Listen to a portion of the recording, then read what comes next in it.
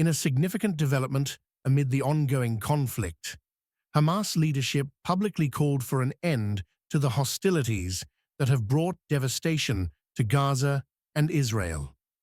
This appeal comes as international pressure mounts, with growing calls from the United Nations and several countries for an immediate ceasefire to protect civilian lives and address the humanitarian crisis that has escalated in the past weeks.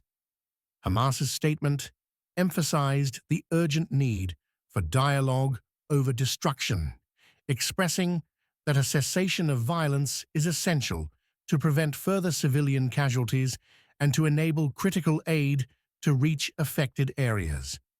This announcement was delivered through Hamas spokespersons in Gaza and was accompanied by appeals to international allies and regional powers to mediate peace discussions. Since the start of the conflict, thousands of lives have been lost or irrevocably altered, with residential areas, hospitals, and schools suffering extensive damage. Gaza's health infrastructure is on the brink of collapse, with critical shortages in medical supplies, electricity, and access to clean water. Officials from humanitarian organizations have repeatedly warned of a worsening crisis if hostilities continue. While Hamas has called for an end to the war, some officials within Israel expressed skepticism, viewing this as an opportunity for Hamas to regroup.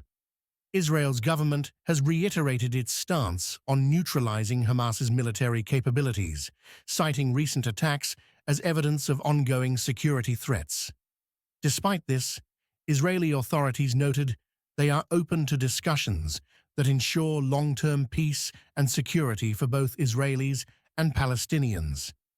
The appeal from Hamas has been cautiously welcomed by various international bodies, with European Union officials urging both sides to seize this opportunity to end the cycle of violence.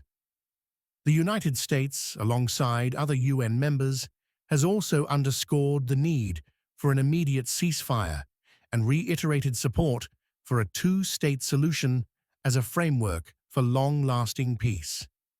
As diplomatic channels open and regional leaders encourage dialogue, the focus remains on securing a ceasefire agreement that can ensure safety for civilians on both sides and allow essential relief aid to flow into Gaza, addressing the urgent needs of millions impacted by the war.